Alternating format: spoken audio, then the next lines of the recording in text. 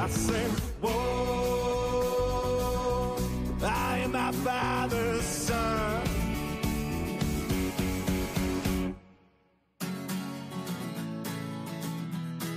Let that fuse and run. Whoa, let that fuse and run. Went off to college, but college done up me. Couldn't get my master's in truth and loyalty. Bang out the buzzword, teaching that blind man to sing. You might get the best of him, but you'll never fool me. Now, sweet talk to beanstalk, tell Jack to go and fetch your bank. Try that in upstate, boy, it's a different kind of scene. Went off to college, but college done up me. Couldn't get my master's in truth and loyalty. I said, whoa, light that fuse and run. I say, whoa, I am my father's son.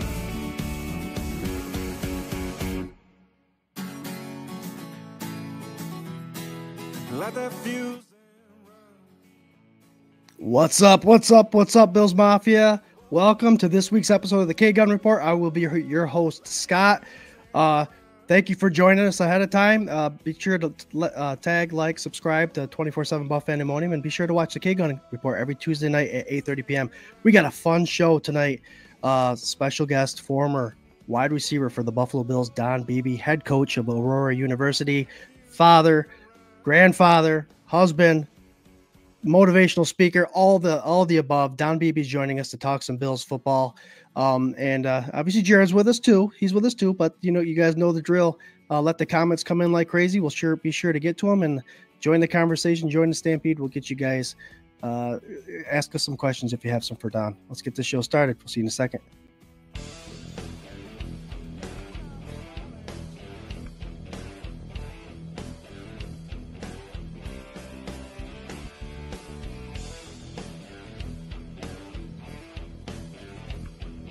Hey, Bills Mafia, this is Don Beebe of the Buffalo Bills, and you're listening to the one and only K-Gun Report.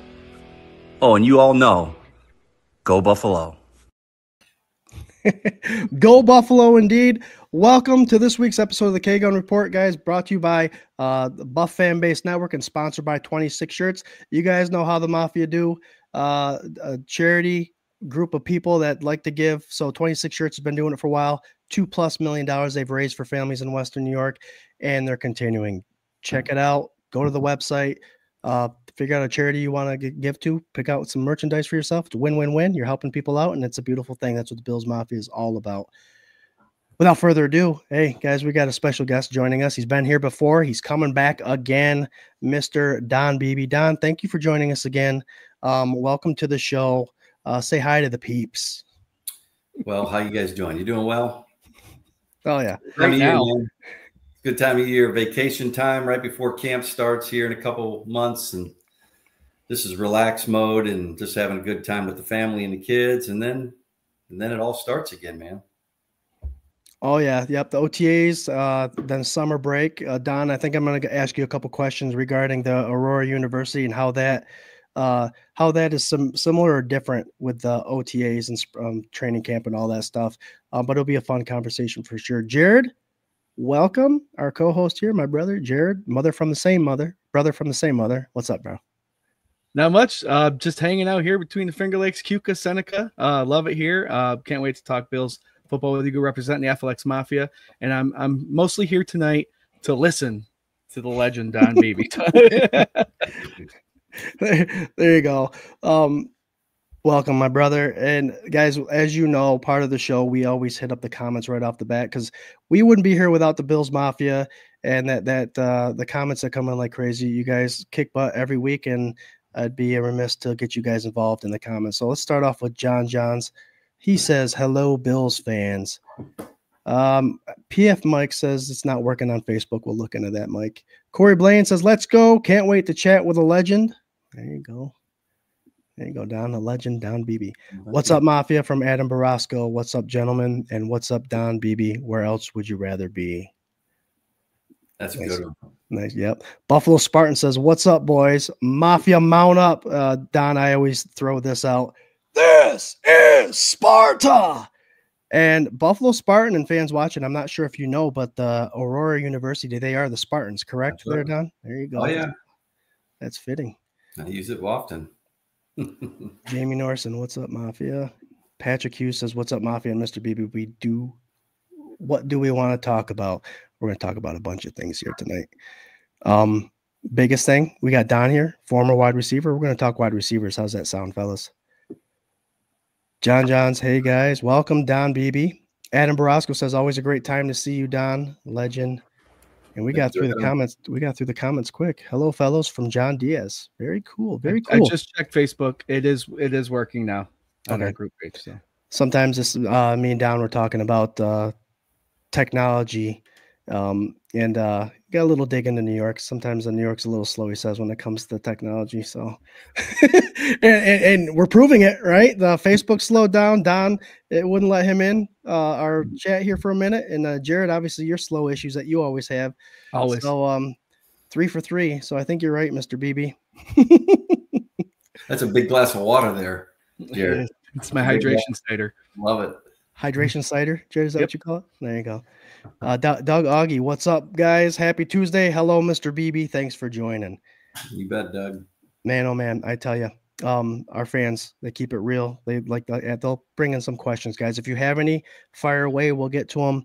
But we've got a lot to talk about. But first, on our show, we like to get to know our guests. We've obviously had Don on a couple times. We know quite a bit about him. But for those of you who are just joining, and he is a master. Well, I'd say a master of a lot of trades. You know, a jack of all trades, master of none. But I'd say you're a master of a bunch of them. You played in the NFL, Don. You're a motivational speaker that I've seen a bunch of your videos, and you get me pumped up.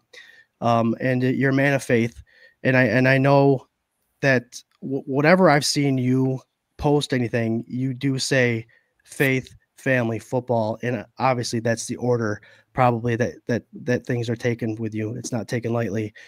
So I want to direct the conversation right to you and your website and your books that you have, and tell us a little bit about what's going on there, and I'll leave a link so people can go and check you out. Sure. Well, thanks, guys. I appreciate it, man. It's great being on the show, as always. Loved being on it the last time, so this is my second time. Hopefully I'll become a bi-yearly guest on this, because you guys do a great job. I get to do a lot of these, and you guys do an awesome job. And I know you got a great following as well, because there's nothing better than Bills fans. So, it's been a really eventful last year, to be honest with you. And certainly the last few years. Signed an agreement probably about 2 years ago now, a year and a half, with Salty Earth Pictures that are going to do the movie on my story, which is a crazy story. Bills fans that really know my story and heard me speak or know it by reading the book or whatever, I should have never played in the NFL. I mean, it was just God's calling in my life, and he just opened doors, and I just was obedient and fortunate to walk through them, and really only playing 2 years of college football. Wanted a really small NAI school called Shadron State, and being the Bills' first pick in the 1989 draft is just a remarkable story. It's a one of never giving up. It's amazing that God gave me Leon let play, just kind of stapled everything that I am and never given up. And with that said, the book, 6 Rings from Nowhere, because you get a ring, win or lose. I don't know if people know that or not. If you lose the Super Bowl, you still get a ring. I mean, all the Bills teams that we lost to 4 in a row, we got 4 rings, and then obviously 2 more with the Green Bay Packers. You look at them all together, they're all big and gaudy, to be honest with you. So, so the title of the book was 6 Rings from Nowhere, because I came from nowhere. Well, that is now turned into Run for Glory, the movie. And that comes out at the end of 2026 or early 2027. I have a big announcement that just came out yesterday. This is the first publication that is going to be live that are going to hear this. This is my son, Chad, who played 4 years with the Vikings, which I struggle with, by the way, but that's okay. He actually is going to play me in the movie, which is only, I think, the second time in movie history that a son played his father in a movie. So that's kind of cool. It'll certainly draw interest, especially in the Beebe family, that he's going to play me. And then Coach Levy. We film July 1st, coming up here very shortly in a few weeks, the closing scene to the movie. You know, the movie it's a faith-based movie. So it takes you from the first days of early childhood and then, you know, through my career, you know, a little bit of my career. And it kind of goes back and forth from beginning to where it started and then in time. So it goes back in time a lot, which a lot of movies are doing that nowadays, if you haven't noticed. And with that, it ends with me getting drafted and Coach Levy announcing me. And it's going to be actually him doing this scene, which is really cool. I'm so honored that Coach is going to do this scene. And that's going to end the movie. So that I made it. And that's kind of the euphoric of the whole deal. So, and then I've written personally my own self. I never thought I would be an author. Never thought I was an author, but a company out of Nashville wanted me to write a book, a receiver book, to be honest with you. You know, coaching wide receivers for so many years now, 27 years I've been coaching wide receivers. You know, even though I'm the head coach, I still coach the wide receivers at Aurora University and throughout my high school coaching career. But, you know, I'll be honest with you, I had zero interest in writing a book, okay, on wide receivers. And I had like half the script written, and then literally halfway through, I called the company in Nashville, said, I'm not going to do that. We're going to go in a whole nother direction here. We're going to do devotionals. I want to do a devotional. And they said, well, there's a lot of them on the market. I said, yeah, there is. I said, but we're going to do an athletic devotional. Then they said, well, there's a lot of those too. And they're right. There are. But how many former professional athletes have written personal stories about their life and how they got through it through their faith in scripture and all those things? Yeah, not many. Yeah, I can't think of anything off the top of my head. So I felt led to do that. And then it turned into, that one came out about 8 months ago. And then it turned into, now I just did another one called In His Image, a father's devotional. And so there's a lot going on in the Beebe family. You know, I just got into a meat company. I saw that on the site. I was like, what's going on here? I don't know if we talked about this last time when I was on the deal, but you know, it's kind of a crazy story. About a year ago, a little over a year ago, I was having some issues with my chest, and I felt, oh, you know, I better go get checked out. So my wife said, you're going to get checked out. So I did. I had a CAT scan, and 3 of the arteries that are going to my heart were not good. Matter of fact, the widowmaker was 97% blocked. And so this was a coming to Jesus moment with my wife on the couch after we got home that night. She says, I can't do this without you. And I said, well, you're not gonna, because I ain't going anywhere. But you know, that famous last words of a guy. Yeah, right. Talking about. So we did a deep dive into the medical things and what would be best to, you know, I always ate good when I was playing and training. But, you know, when I retired, I just became like, you know, hey, listen, I'm going to eat what I want. I'm going to, you know, enjoy life, blah, blah, blah. Well, come to find out, Big Pharma, and I'm not going to go into all this stuff, has been lying to us for years, guys. I'll be honest with you. And this is coming from doctors, okay, saying that we've been lying to you. So I went on a carnivore diet. Well, if I'm going to go on a carnivore diet, I'm going to contact my best friend from college, who's one of the top cattle guys in the country. And he's a consultant for cattle, and he owns 8,000 acres in New Mexico. And he's still my best friend, and we talk all the time. And I said, listen, here's the deal. I got to go on meat, so I need to supply meat all the time. You know, so I got some great grass-fed meat. And so then I'm in this, and I noticed things changing like right away. Yeah. I had gout really bad. I haven't had an episode of gout for over a year. Okay, literally over a year. It was so bad with me that if I touched my sheet of my sleeping at night on my toe, it sent me through the roof. I had to sleep with my feet outside my bed sheet. Okay, I couldn't walk with my wife, and she likes to walk because the arthritis in my knees was just shot. I couldn't do it. So between gout and arthritis, and then I just, I'm a goer. I'm a coach. Coaches go. Mm-hmm. They don't know what rest is and sleep. So I started doing this, and I was like, wow, just amazing results. And it's been over a year, and I've been on a carnivore diet for over a year. I've lost 25 pounds. I feel phenomenal. I have so much energy. No episode of gout, no arthritis, all gone. We take walks every day. Mm-hmm. Okay. I just walked 18 holes yesterday. That would have never happened a year ago. No way.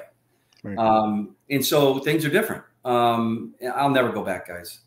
So I bought into a all-American Angus beef, and we have what's called an auction block, believe it or not, on Bid on Beef. You want steak, guys? Go to Bid on Beef. I'm telling you. Okay. Now I don't have any part of Bid on Beef, but I am a part of meat that's supplied to Bid on Beef, just to set the record straight. Gotcha. Yeah. So, and I've got some of my buddies, Bills players. I mean, guys, I'm like, dude, you guys want meat? Go to this place and buy your meat.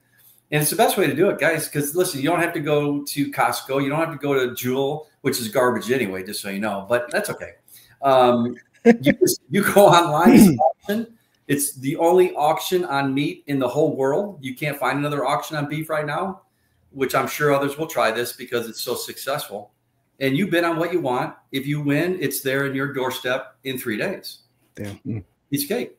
So I know I talked a long time, but I brought you up to speed of what Don Beebe's doing. There you go. So Don, it's a year now plus on the carnivore diet. Are you allowed to cheat once you get to a certain point? Is it just meat or? Yeah.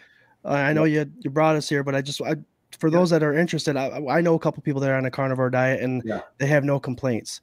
And for my brother and I, we both have gout, and one of the things, and I'm a nurse, so I've heard all this pharmaceutical stuff. I'm on board with you with that. But are you strictly meat or is it okay? So the first 3 months, this is what I wanted to do too, guys. Is when I first started out, because I didn't work out. Okay, when I retired, I stopped working out. I got into coaching. It's tough to do both, but I'm not saying you can't, because you can. I just got lazy with it. But I told Diana, my wife, I said, listen, I'm not going to change anything that I do, okay, other than eat straight meat for 3 straight months. Mm-hmm. So I did that for 3 straight months. All I did was eat. I didn't work out. I didn't start doing anything of this nature. I did start doing some walks with her because I started feeling better, and she enjoys that.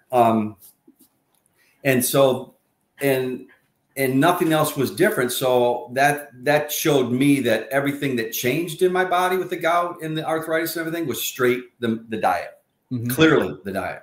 Right. Now I am starting to work out a little bit more. Over a year later, I'm starting to work out a little bit more. I'm 60 years old, so it's not like I'm going in there and benching and squatting the world, but I am working out a little bit more, and I feel fantastic, guys. I'm not kidding you, man. It feels like I've added 20 years back to my life.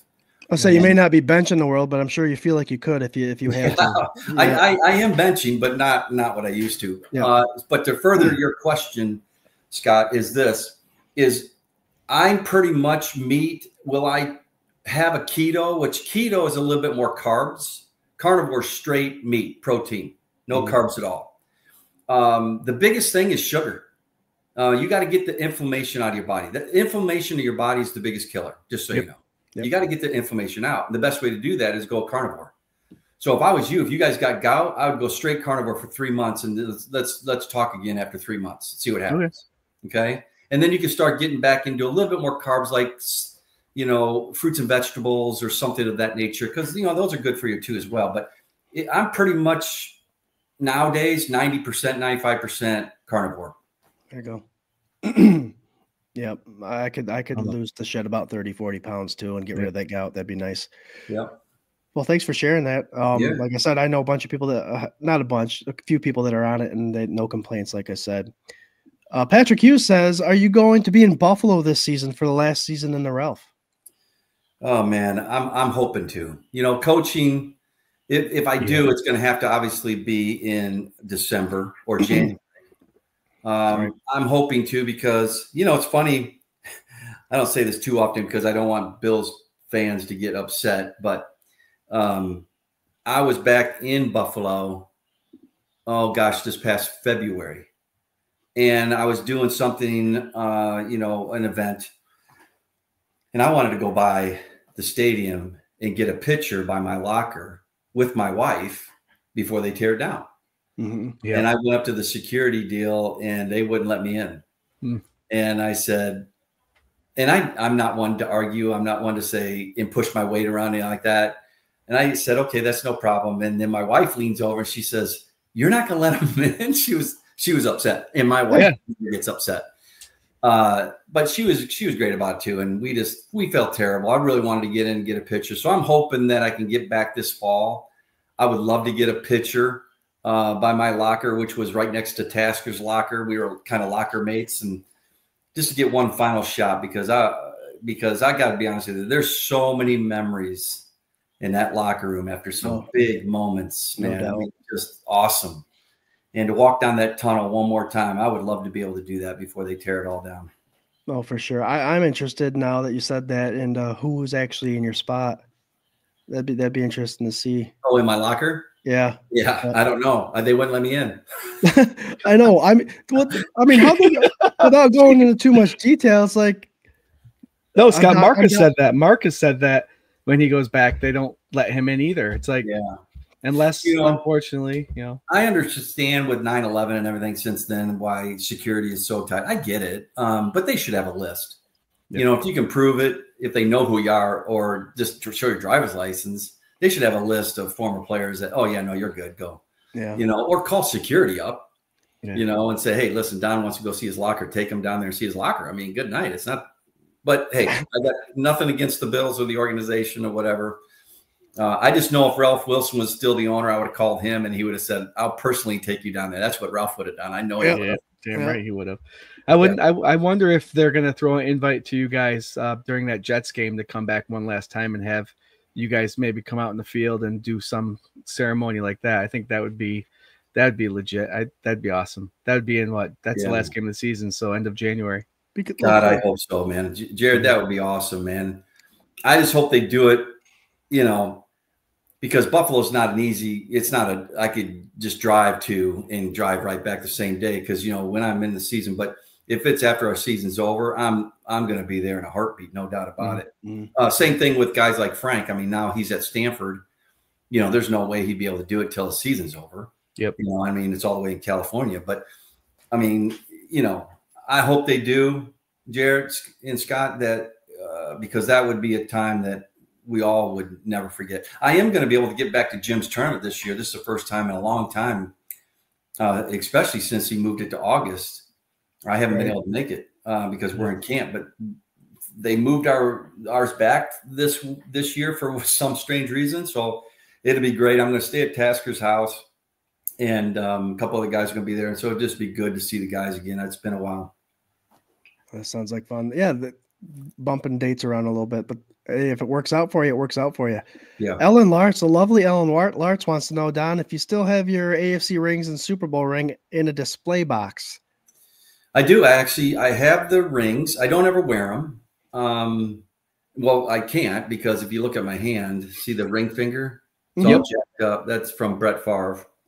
Yeah, he actually enjoys that. He's a sick human being, actually, but I'm kidding. Popping fingers. I'm kidding. But I have a messed up finger, so no ring could fit over that, and nothing gets on that hand. That's safe for one person only. So, my rings don't fit. So they are downstairs and collecting dust. That's what they're doing. They're collecting dust, but they're awesome. There you go. John Diaz. Do you smoke cigars there, Don? He says, what's your favorite cigar? I no. Sorry, John. I don't smoke any cigars. I don't smoke. But great question though. But ask Tasker. Now Tasker would be the guy to ask the question to. Yeah, it might be chilly. It might be chilly, damn right. Oh yeah. Love those commercials. Yep. Very good. Well, that's awesome. Thanks for the comments coming in, guys. You guys are killing it. But we do have to get to some topics, and with it being OTAs, it's fitting. I personally wanted to, if you guys are aware, Don Beebe coaches the Aurora University Spartans. So I was kind of curious, Don, into how is there an OTA? Is it called spring ball? Do you guys have a summer break and come back for a training camp? Is it kind of the same thing for? It's D3, correct? Yeah. Yeah. So is it D3, kind of the same concept? Yeah. D3 is much different than FBS or even FCS. FCS, FBS, it's year round. You know, they'll go home a little bit right after school's out in May, and then they come back early June, and then they're there all summer, all the way through the whole season. Okay. But at D3, we get 1 month of spring ball. So you get 16 practices, and that's basically not even breathing on each other practices. I mean, hey, listen, it's a joke. They've gone too far the other way with it. They give us padded days, but we can't even do 11 on 11. Go figure. Yeah. I mean, that's like telling basketball practice, you can only do 3 on 3. You can't do 5 on 5. I mean, that's insane. Now, you can't run any plays, can't run any sets unless you do them against garbage cans, but you can't do it against football players. It's just dumb. And then summer, we don't have anything in the summer. So the guys work out. It's player run, workouts, and which is great. So that means you better have great leadership. Yep. And we do. We have great leaders. They lead it. I'd love to go out there and show them some things and practice, but I can't. So I don't even go out there because I guarantee somebody would take a picture and put it all over social media if I was out on that field. Just put like a big mustache on and just go out there and be like, or just go out there and say you're Chad. Yeah, and he's playing you. So I don't even have a chance, man. They can do it. We're fine. We've been doing it for 6 years, so it works. Yep. Yep. And then leadership, I mean, obviously that's a big part of it. You guys have been 51-10 since you took over. So obviously Mark Maddox always mentions coaches set players up for success. So if everything runs downhill, so that shows a lot to what you've done to that program for sure. Not only the program, but am I mistaken by saying that your football players are academically like the top rated, or they were given an award for last year's season? Yeah. So we got there in January 2019. No team in AU history had ever averaged over 3.0. We haven't had a year in 6 years in a row that we haven't averaged over 3.0. In this past semester, this past year, we were 3.27. 54% of the team was 3.5 or higher. We had 23 guys with a 4.0. So we're killing it academically. And that's what it's all about. I mean, good night. I mean, you go to get your degree and then you play football. I don't care if it's at Alabama. Right. You're going to get a degree, but that's changed, especially at that level. Yep. It's become professional sports now at that level. Well, congrats to you, because when you get out of high school and you go to college, they talk about the what do they call it? The student athlete, and student comes first. And it's good that you tell these guys that, that's the big part of it. It's D3 football. You need to get an education. Yep. If you go further on, that's one thing, but you're here for an education. That's what we're all about. I got a memory here from John Sanders on YouTube. Welcome, John. Don, my first game as a kid is when you caught 4 TDs against the Steelers. I remember that game. Not sure which year. You were my favorite Bill because of that. Plus, the Leon Lett play was legendary. I think that record still holds for most touchdowns in the game, right? The 4. It is. I don't remember when that game was either. It was September 1991. I know exactly when that day. No, I'm kidding. But it was. I should have had John at more of my games for crying out loud, man. I actually think it is still a record. I was very fortunate. My biggest problem, I'll be honest with you, I never stayed healthy. Mm-hmm. I had hamstring issues all the time. It just killed me, But man, I played with Jim Kelly for crying out loud. I mean, if you're going to play with Jim Kelly, you're going to catch a lot of balls. My biggest thing is I just couldn't stay on the field for Jim. Mm-hmm. Thank God, we had a lot of guys. I mean, we had 2 Hall of Famers with James and Andre, and they were just so much fun to play with in Tasker. And it was just a great group of guys that we had during that run. But I've been fortunate to have some crazy games individually. And that was one of them. So that was a lot of great memories. It's funny, that brings me to a story. So the defensive coordinator then that year was Pete Carroll. Okay. Then Pete Carroll goes to the Jets. And then there's a Monday night, we're playing the Jets and we're down and we got to go, 80 yards or whatever in a minute. And I caught 3 big passes on that drive. Jim hit me 3 times. And then he found Thurman to win the game at the end. And so Pete Carroll was the defensive coordinator then. Pete Carroll was also the defensive coordinator of the San Francisco 49ers on a Monday night when I was at the Packers. And I had 220 yards that night against Pete Carroll. Mm-hmm. But I'll never forget, I was going up the tunnel, and I'm jogging in after a great game against, I don't remember who it was, but Pete was the D coordinator, and I get drilled from behind. I mean, just boom. And I go flying. I didn't fall, but I went flying. And I was like, I'm ready to turn around and go to blows with some dude, right? Yeah. It's Pete Carroll. Pete Carroll just drills me, and he keeps running up the tunnel. And I'm like, I'm just standing there, befuddled. And he stops at the top of the tunnel. He turns around. And he goes, "Blank you, Beebe." Is he chewing a big old wad of gum when he said that? He starts laughing and turns around. I mean, he was paying me a compliment. Is what he was doing. So it may have meant nothing of it, but it's just he's a high energy guy, man. Yep. There's no obviously there's no surprise why he's had so much success. He's just a great dude, man. Great coach too. Here, I'm thinking you're going to say he just went out without looking at you and disappeared. It's like, oh, man, don't tell me that. Don, I just looked it up. Beebe caught 4 touchdown passes as the Buffalo Bills beat the Pittsburgh Steelers 52-34 at Rich Stadium. It was the Bills' second game in the 91 season. So September of 91, you were correct, sir. Yeah. I remember like it was yesterday. There you go. Don, I asked this question earlier on social media. The stadium is obviously going to be moved next year, but will you always remember it as Ralph Wilson, Rich, Bill Stadium, New Era, or Highmark? I mean, is that even a question? It's Rich, isn't it? I mean, golly, absolutely. It's always. I don't even know what the name is right now. I don't even care. That's Rich Stadium, man. Rich Stadium. That's the Ralph. That's the Ralph. Ralph is he's legend. I mean, he's a Hall of Fame guy. I mean, he's legendary. Love Ralph. Oh man, I tell you, so did we. I mean, did we? I mean, come on, guys, think about this, man. We had Mr. Wilson, Coach Levy, legend, John Butler, Bill Polian. I mean, these guys were football legends. Yep, and just great guys to work for. Now I don't know who, the ins and outs of what they got now. It seems, and I hear that it's great, but I don't experience. So I mean, everybody on this podcast tonight, it's all hearsay. Right. To be honest with you. So you really don't know. But I can give you a firsthand deal of the people that we had in the 90s. It didn't get any better than that. No way. Best ever. Right. And you hear stories. I mean, Polian moved on to the Colts and stuff, and you hear the same thing. So it's not just, hearing it from you. When you hear it from everyone, something's got to hold true. And the stuff that we've always heard about Ralph and Polian and Butler, you got to be proud as a Bills fan. Even if you're too young to remember them, go check them out because they did an amazing job and they did things for their players and they were there for their players. Let me tell you what separated them. Okay, because everybody's like, well, we had the greatest coach, we have the greatest this, right? Okay, this is what separates him. Is still today he's 99 years old. He's going to be 100 this fall, Coach Levy.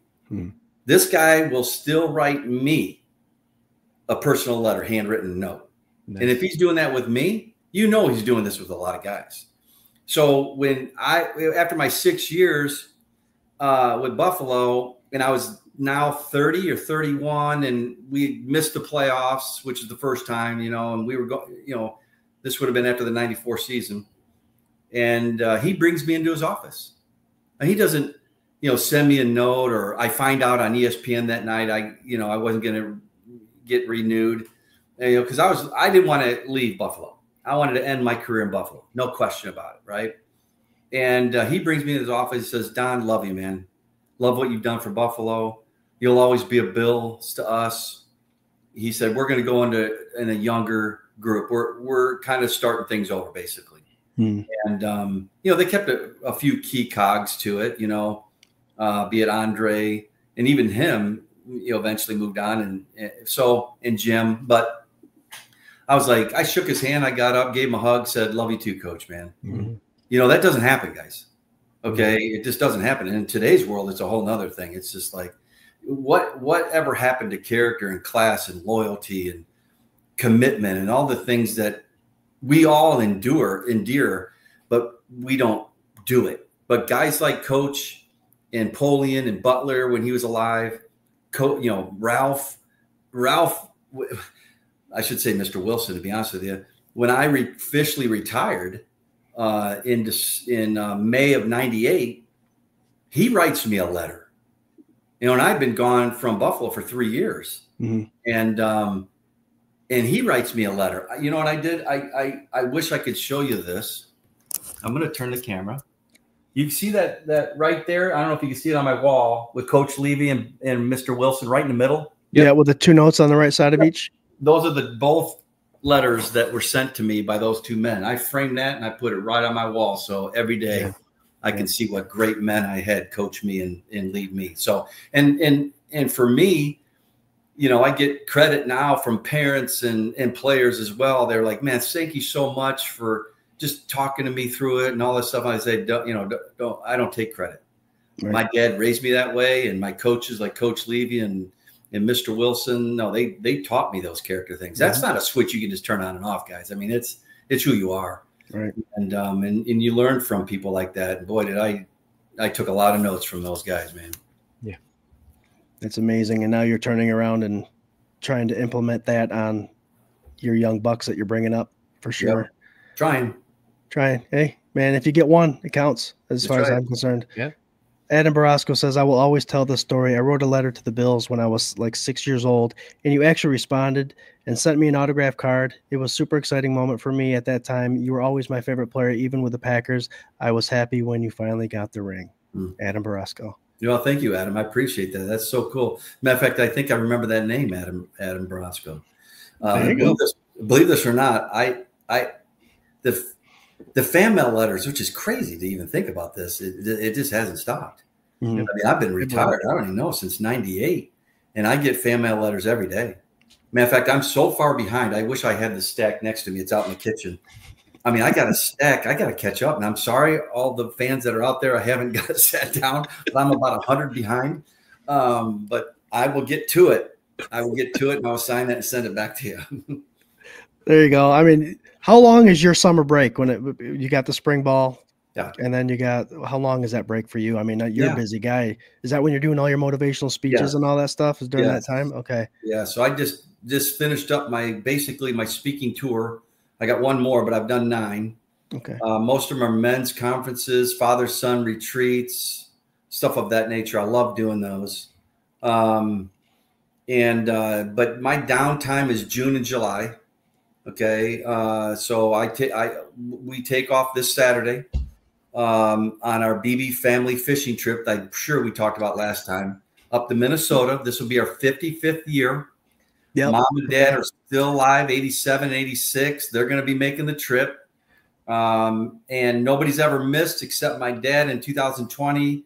We thought we lost him to COVID in May of 2020, but he said, no, I'm not ready to go. Yeah. And he beat it. And he's still kicking, man. This mom and dad of mine is just very spry. I wonder where you get it from. So now it's 63 Beebes will be going this Saturday and next 2 weeks. So it's a great time. Well, good for you. I mean, I know you're hardworking and you dedicate a lot of your time for others, and it's good that you're able to get away and spend time with family for sure. Yeah. I got one here, a good question from John Sanders that says, harder to catch a ball, from Jim Kelly or for Brett Favre? Don't let the finger tell the story. You tell us the rest. I would say I get this question a lot. There's so much. First of all, their approach to the game and their mentality are very identical. Linebacker mentality playing quarterback. That's who they were. Tough guys, fun to be around.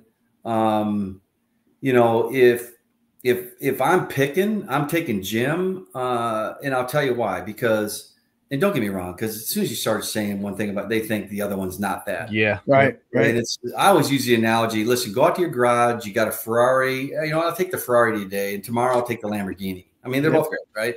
So, Jim is one of the most loyal human beings I've ever known. I mean, he is just a great dude. And, you ask Jim to do something, it doesn't matter how busy he is. He's going to say, Beebs, I got you. Mm. And now I don't ask him to do things that much at all. But if I did, I know Jim would be there in a heartbeat. Right. And when we get together, which is not often, we got our lives. We're busy. He's on 100 miles an hour. So am I. But when we do get together, it's like we never missed a beat. Mm-hmm. But answering the question, Brett had a big arm. Jim had a big arm too. I mean, Jim could really throw a deep ball very well, but Jim had a little more touch on his ball. But Brett, he would try to throw it through you. Yep. Okay. He didn't care. He didn't even listen to Holmgren. He didn't know what a touch pass was. Okay. He just tried to throw it through you. Matter of fact, it was kind of a standing joke, but it was really true.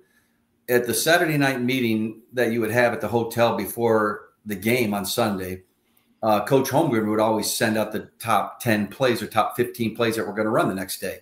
You were praying to God that you weren't in that first 5, that you were going to be the first call to catch a slant route or a hitch route or something like that from far, because A little amped up. Yeah, hard. He's going to be high and hard. Okay. Yeah. And he's going to lay you out. So I used to get ready for Jim and especially Brett for camp. I had a jugs machine that would shoot footballs out. Okay. Mm-hmm.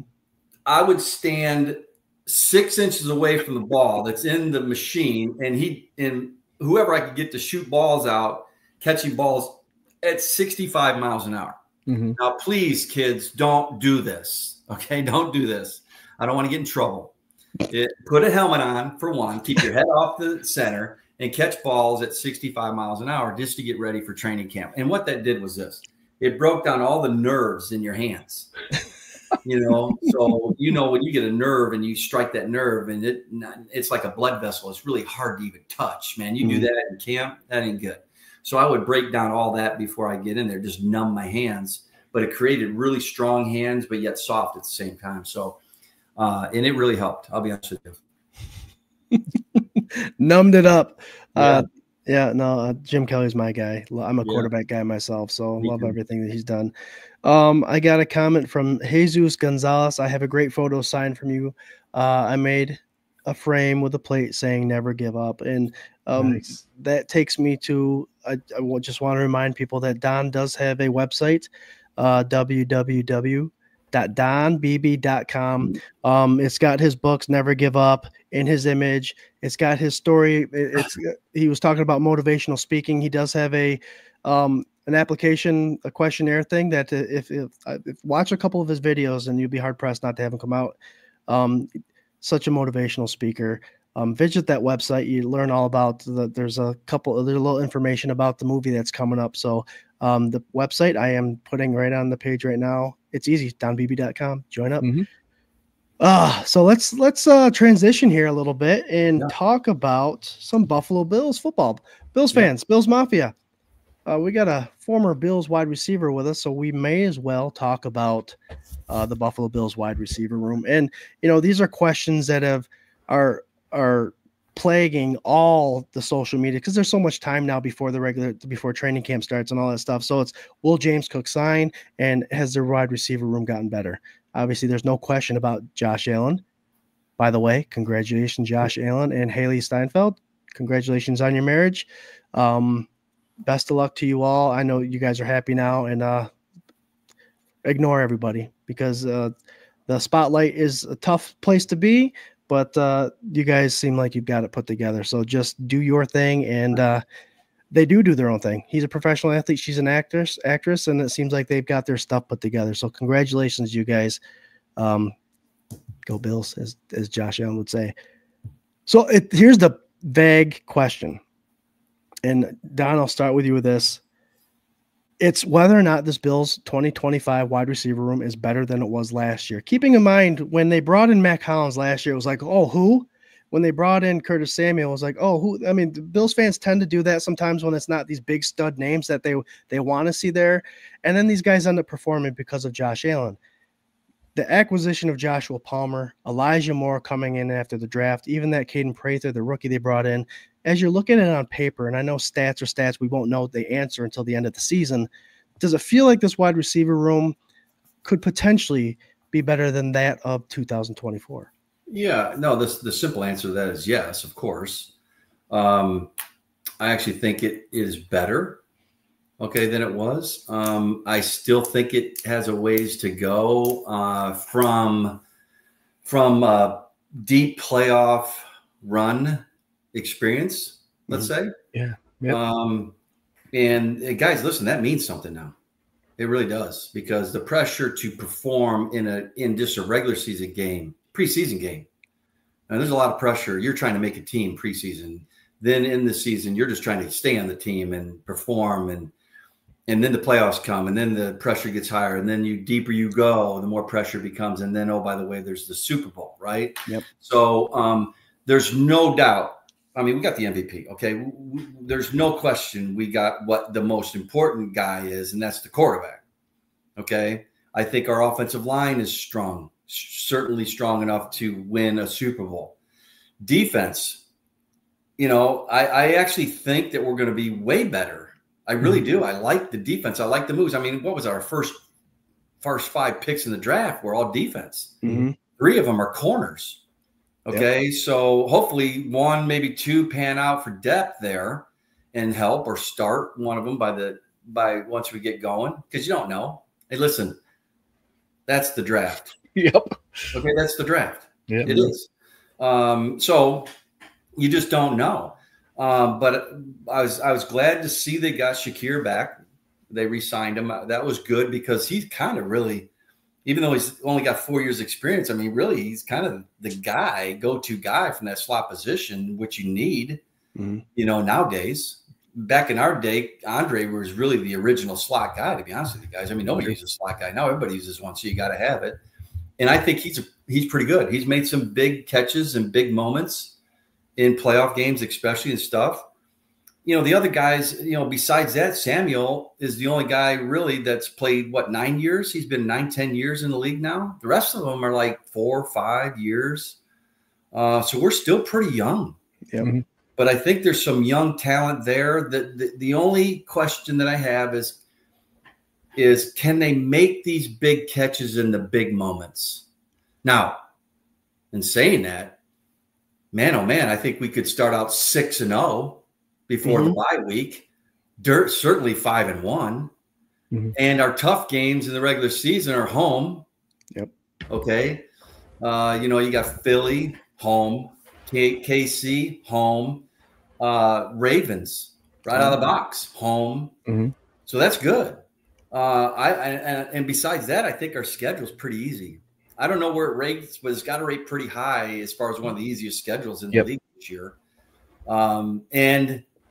And most of the early part of the season are home games. So we better take full advantage of that before the bye week. I think the bye week comes at a good time, kind of in that middle of the season. I think week 7 or week 8 is our bye week. So that's good. I just like the setup, guys. I do. But I think I like defense. I like the schedule. I like, obviously, Josh, offensive line. They got to get, Cook. They got to.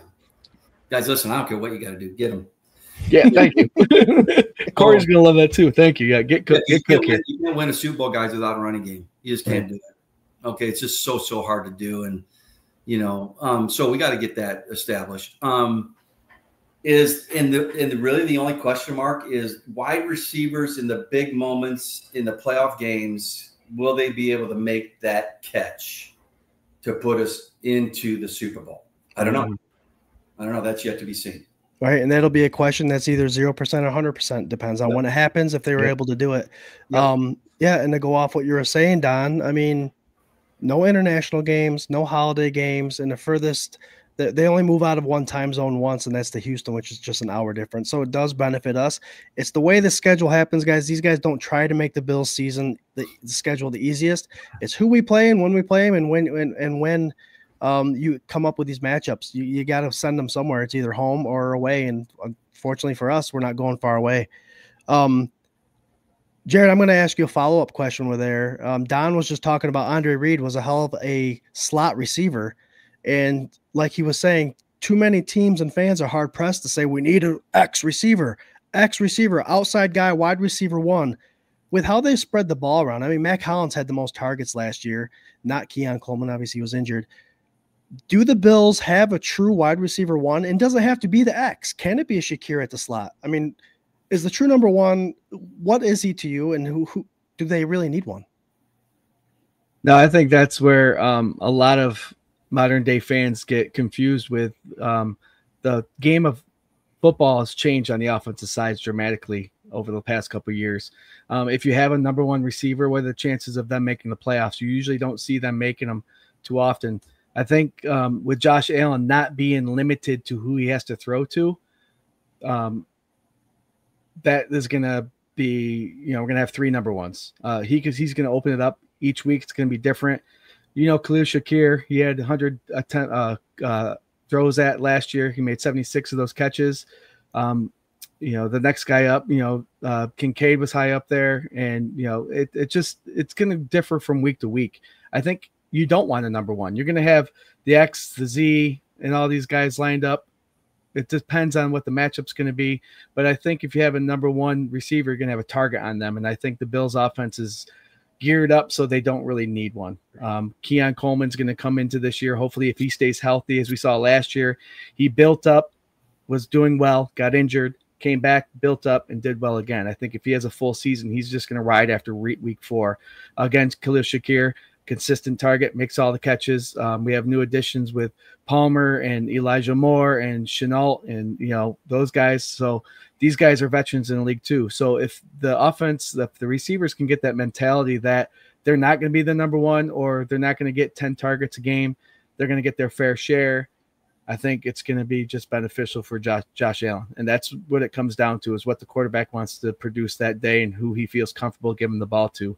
And like I said last week, 1,500 times, it's all going to be on efficiency. Shakir is good for catches, 76 out of 100, 76% catch rate.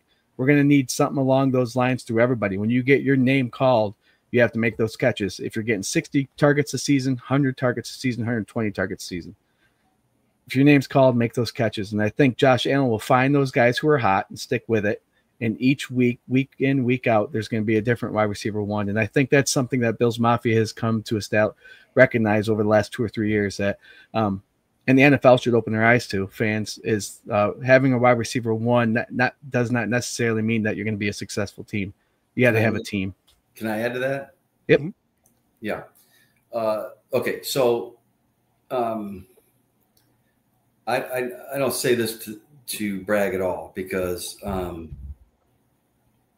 I've been very fortunate in my playing career and coaching career that the last time I was on a team that was under 500, was my junior in high school. That's 43 years ago. Yeah. Why do I say that? I say that because I know what a winner looks like. Mm-hmm. Okay. And I've been fortunate to play for great coaches. And as a coach, I'm fortunate to have great players. But I knew how to go out and get those players because of Coach Levy and my high school coach, and taught character and all these things, right? This is what wins. You don't need a 1. You don't. You know what you need? You need a 1, a 1A, and a 1 double A. Okay? So if 1 is being taken away, here comes James Lofton. Uh-oh. Yep. Okay. So, here comes Keith McKellar, or, by the way, let's just throw the ball to, Thurman Thomas. So you have to have a lot of different options. But you don't need that one. What you don't need, I'll tell you what you don't need. And this is what will kill the team. And this is what happened to many teams, is a person that thinks he's a 1, deserves to be 1, wants to be paid as 1, and needs to have the ball because he's the 1. That's what tears teams apart. Yeah. Listen, when we had Andre Reed, and it was kind of in the early to the middle part of his career, he came in 85, and this was now 90 was really the start of the run. He's still a young guy, 5th year, 6th year guy. And then we bring in a guy like James Lofton. Mm-hmm. Well, nowadays, if a Lofton comes in, with today's attitude, and I'm not saying everybody's like this, but there's a lot of them that are out there. And this is what happened to the Bills. And he comes in, he thinks he deserves the ball. No, you don't deserve nothing. Okay. You deserve to win and help the team win. That's your job. Okay. Yeah. So James came in and said, whatever it takes, man. I just want to go to Super Bowl, win a Super Bowl, and be a part of that. And he didn't care if Andre was getting 100 throws his way, and he got 10. And that was the mentality. Thurman, when I scored a touchdown, who's the first one there? and always would come over and genuinely give me a hug or slap on the butt and say, "Great job, Beebs." His name, Thurman Thomas. I mean, he didn't care who was scoring touchdowns. He just wanted to win. Right. And it's like, but that's what made us great. I'll be honest with you, that's what made us great. That's what made them Hall of Famers, because they knew and collectively understood that it was the team. And Jim was great. He was great at this. He just get open. I'm going to throw it to you. Yeah. He wasn't like, oh, I got to throw it to Andre every time. No, you know what? And believe me, if you're asking me, I think Andre is one of the most underrated wide receivers in NFL history. I think Andre Reed, in my mind, and knowing talent of a wide receiver position, dude, this guy's top 10 for sure, all time. Okay, as far as his skill set and his ability to get off the line of scrimmage and make tough catches in traffic, and just a tough dude too, by the way. Oh, and I don't think I ever saw him get caught. Okay, so, Andre, I think Andre is one of the greatest of all time. So, but that's what we had. And that's what we had. That's what wins. So if these guys collectively, they don't care who's won. Everybody's a one. This day you're the one. This day you're the one. And they have that mentality. And if the cook and he has that mentality, and Josh is going to be Josh. Josh is a lot like Jim. He don't care. He's going to throw it to the open guy, right? And then you have the tight ends, which we have the tight ends. We do. Yeah, we do. Okay, we got all the tools for certainly offensively. Right. No question. I just need to know what we talked about earlier. Can we do that from a wide receiver in the big games? We don't know. But that's what's going to take to get us over the hump and win a Super Bowl is right there. I think the hardest part is the understanding part. I mean, the Bills understand it. They know when they're given the opportunity, take advantage of it, make the most out of your opportunities. There's just so many fans, and it's not just Bills fans, that are hell-bent on, we need wide receiver one. He needs to be a guy that shows up all the time. I know the Chiefs have a tight end, San Francisco had a tight end. There's always just one player that they're focusing on. But we got to remember the Bills scored 30-plus points last year. They were one of the top offenses in the league, and you still want to talk about, do they have a number one wide receiver? They don't need one. They just need people to show up when they're asked to show up. And something that Josh Allen has been doing all along since he got drafted in 2018 is work on something to make himself better. And he is becoming a quarterback because his physical, we talked about last week, his physicality part about it is eventually going to start dwindling to where the cerebral part is going to have to take over, and he's going to have to start anticipating the throws a lot better. And that's the offensive reads. And that's what Brady's there for, to set him up for success, to be able to find, doesn't matter if it's Keon, doesn't matter if it's Shakir, you do your reads and find out who's open based on what the defense. You guys got to remember, not you guys, a panel, but people listening, when they play against teams, they're not throwing the wide receiver one because that's who they have to throw to. They're throwing to a wide receiver because that's what the defense is giving them. So the defense dictates a lot. So our wide receiver number one could be someone different every week based on what the defense is giving us. When Andre Reed got there in 85, was he a number one? No. Was he a number one his second year? No. Was he his number one his third year? No. Okay. When did he become really the number one? Really? Probably 1990, 89 as well, probably. Shakir's in his fourth year. He has 100 catches this year, and they go and win the Super Bowl. Guess who's the number one? Yeah. I mean, they'll label him the number one. Yep. Yeah. We're fine in that sense. If we can prove that they can make the big catch in Super Bowls or playoff games, believe me, you're going to find a number one. Yep. I like to compare the Shakir of the worlds. I mean, he will never be the X, but it's like the Taron Johnsons of the world. Yep. Great cornerback, paid like a CB number one, but he will always be that nickelback. They have their roles, they know their roles, they know their responsibilities, and they're going to do their best at that particular job. I know we're running out of time here, but Don, I wanted your opinion on Keon Coleman. Obviously, I thought he had a good season his rookie year. He got injured, missed a couple games. And you've been there, rookie, played the second year. What do you expect in his second year? And I mean, he's bigger and stronger, they say, than last year, but obviously we will see it when it's on the tape. Hope so. What kind of things, obviously, when you come in as a rookie, you were at college, you've had combine, you've had all this stuff. Second year, you've had all summer. NFL is your job. What kind of difference, how big of a difference is that? And how much do you expect him to lift his game in 2025? Yeah. See, he's the perfect guy that I'm talking about right here. He's the perfect guy because he is yet to really prove. But again, it's the second year. Okay. But this is a big year. This is a big year for a guy like him, that he can prove that he can make that big catch in the big moments of the in the season, and then help us to make that long run to a Super Bowl and hopefully win a Super Bowl.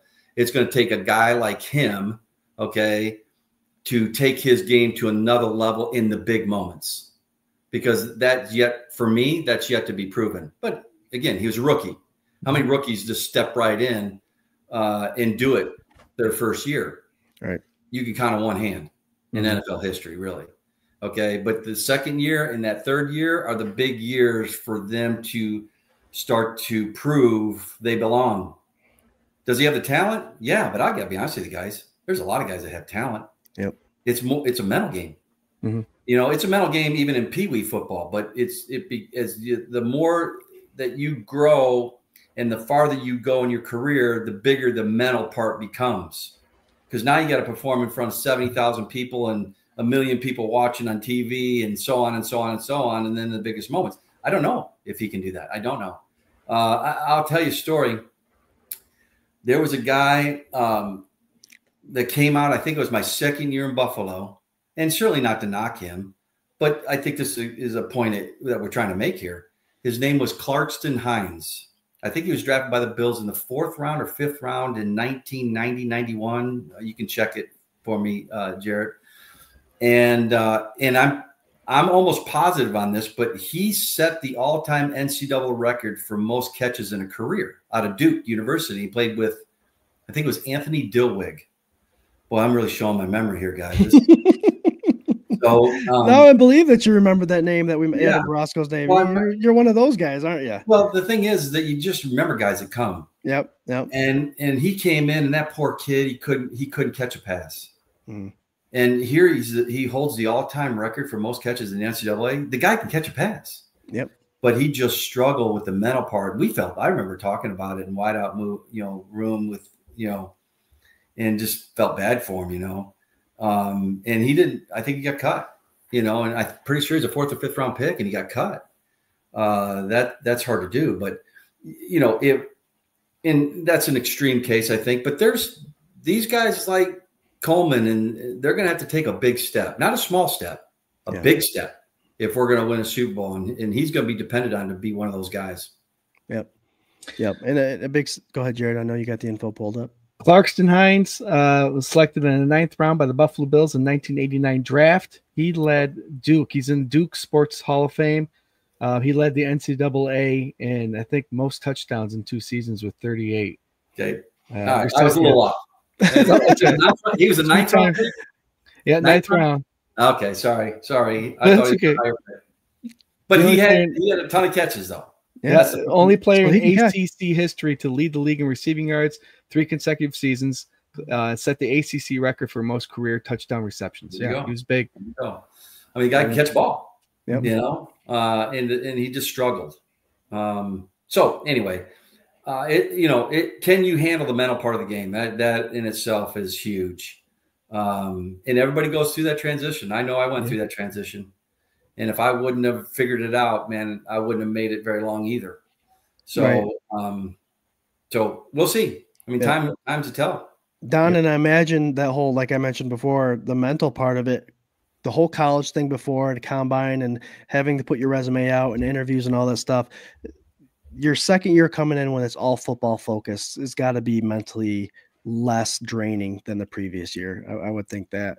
It is. I think what he would need to do, and I don't know him personally, but I would suggest to him to get your nose out of the paper, stop listening to talk radio, just go play football, son. Yep.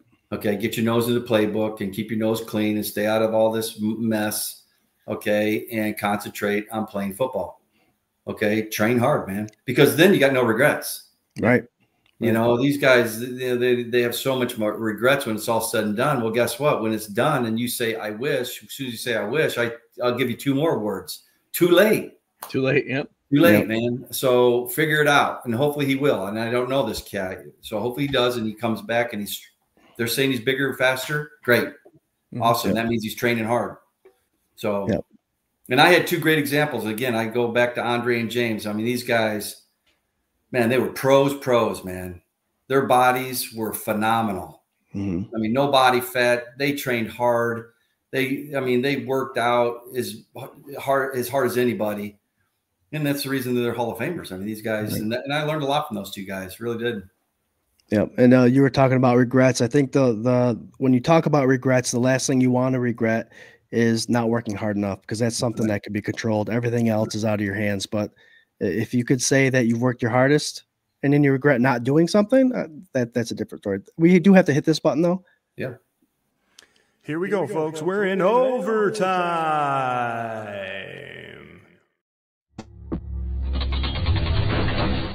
No, There we're not you doing that go. one. The fans love it when the overtime is hit.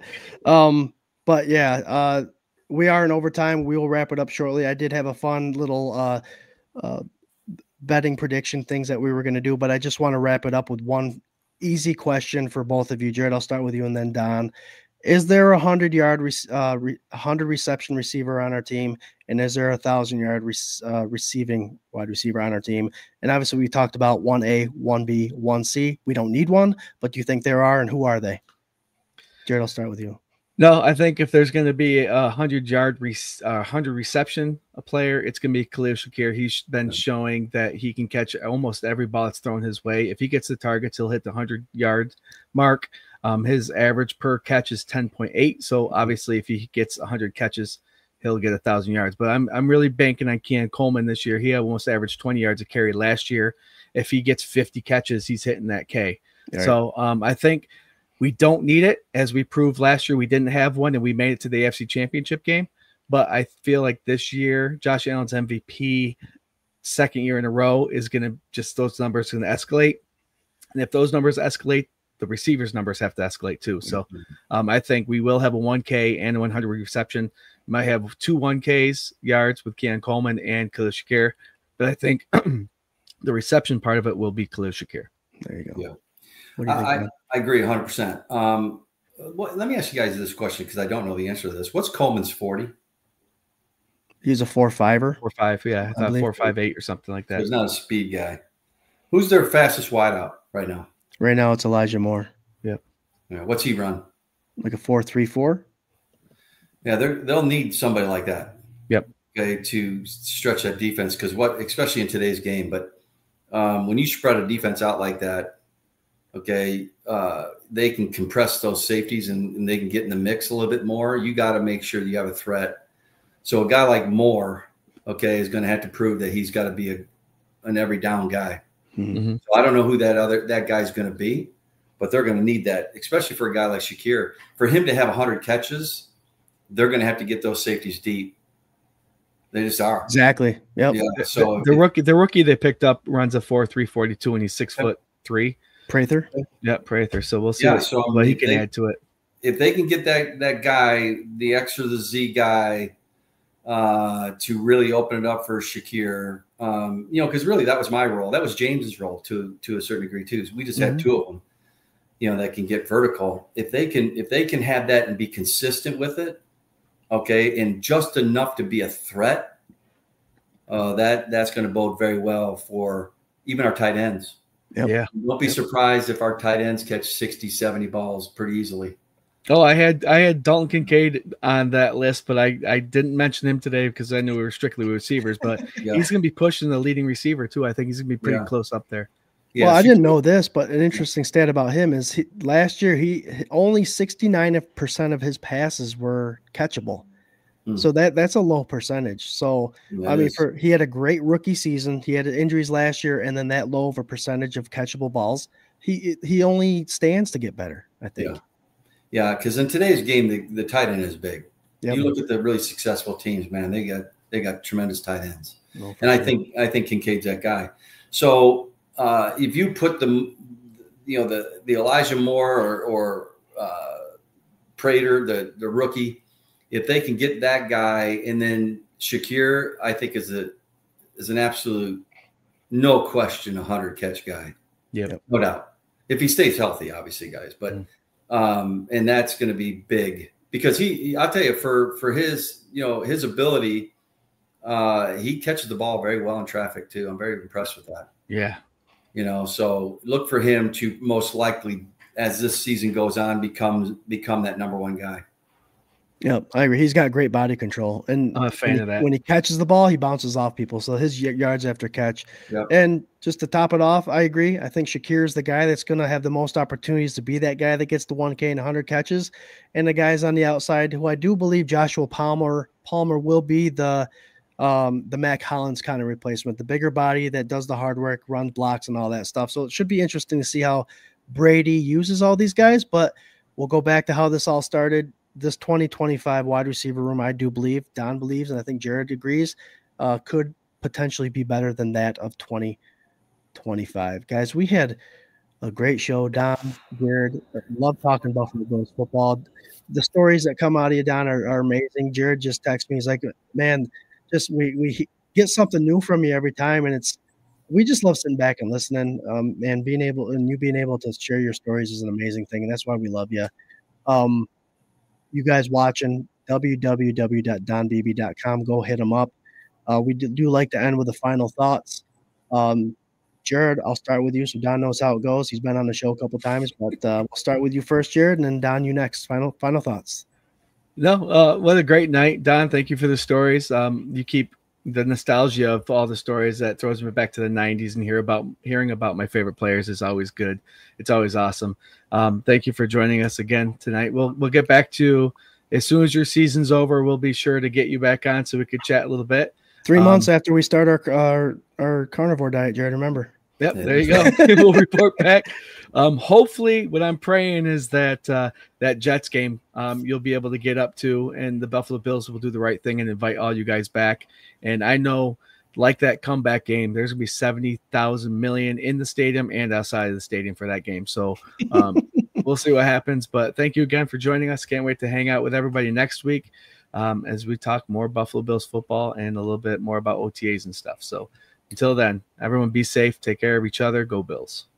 All right. Well, I'm gonna be a little more bold than Jared there. So, all right, the Bills will be 15-2. Okay, maybe 16-1. I like their schedule. I like the way it's set up. I like this team. Obviously, they got to stay healthy. Mm-hmm. Okay, they got to stay healthy, or that changes. And they will win the Super Bowl. Mark it down, guys. Okay, they're going to win the Super Bowl, and it's Marv Levy's 100th birthday this fall, and they're going to bring him in, and they're just going to be able to celebrate February. Okay, the first time in Western New York history winning the Super Bowl. Love it. It's going to happen, and I just, oh my gosh, I just get. I mean, look at the hair just standing up on my arm, man. It's just awesome. Too? I mean, it's going to happen. I think they got all the ingredients to get it done, and I think they finally have the maturity. And if they find those wideouts that make big plays in big moments, it's going to happen, no doubt. And I think they've made some good moves over the last couple of years of understanding what wins. Character. Yeah, character wins. Okay, so let's get it done, guys, because this is gonna be a fun year now. Beautiful, beautiful. And Don, you probably are with us when we talk about every game. You take one game at a time. You enjoy every moment of it. You don't just wait for the playoffs. It's a long season. We might as well enjoy it. Join us every Tuesday at 8:30. We'll talk about the Bills' previous game, all that stuff when the season starts. But it's one game at a time, and it's the last one at the Ralph, Rich, Highmark, whatever you want to call it. So Rich, it's going to be a memorable season for sure. I want to end out by saying, Don, again, thanks, Mr. Beebe, for joining us. It's always a pleasure talking Bills football with you, and we definitely do get excited when we know you're coming on to watch. Best of luck to you on your fishing trip with the 60-plus Beebes that are all going to be there. Enjoy your family time. I know you're a busy guy, and I know you guys bring the faith part into it, and, God bless you all. I just went to my son's, we go to St. Mary's, he had a concert today, and I'm sitting there in the crowd going, go tell it on the mountain. And I'm looking around and I'm like the child because I'm getting just excited with my kids. It's God leads us in mysterious ways. He leads us in good ways. And if you all want to listen to Don's motivational speeches, www.donbeebe.com. It's amazing stuff. And thank you, Don, for your books. I've read them, and they're definitely motivational. Yeah. Part of the Buff Fan Base Network, guys, as we always are. Hit them up, check them out. We have shows on every day of the week, a lot of different personalities, but fan first perspective. And we love talking Bills football. 26shirts.com is our sponsor. And you catch us every night, every Tuesday night, 8:30, the K-Gun Report. Swank won't be here next week either. It'll be me and Jared. But we're keeping it down during the lull time of year. We'll have a lot of stuff to talk about. But I will say thanks, guys. We always end off by saying go Bills. Love you guys. Don, thank you very much again. Cheers. Go Love Bills. it, man. You guys, love being on the show, guys. Have a great one, all right? Hey, Don, when Jim throws that party after the Super Bowl, the invite will be in the mail, right? That's right. We'll be playing bocce ball, man. We'll be playing bocce. There Go you go. Bills. All right, we'll see you guys. Have a good one. See you, Don. Go Bills. Go.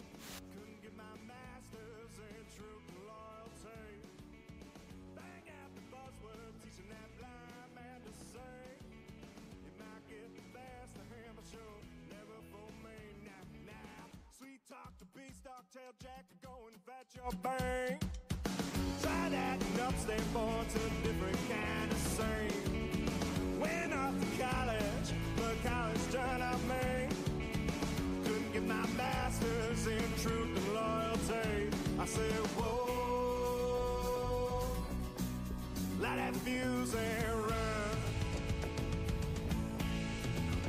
I said, whoa, I am my father's son.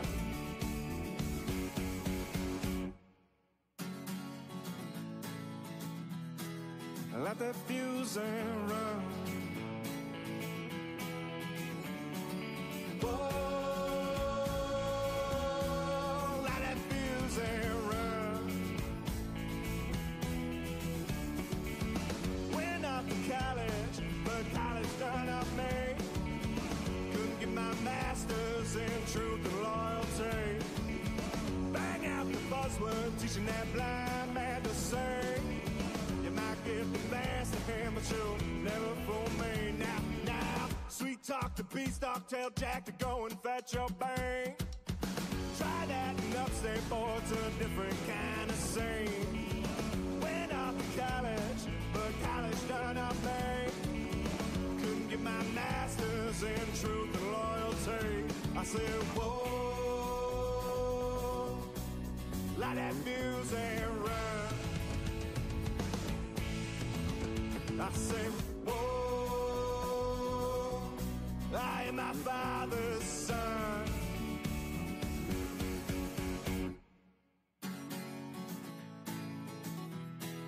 Let that fuse and run.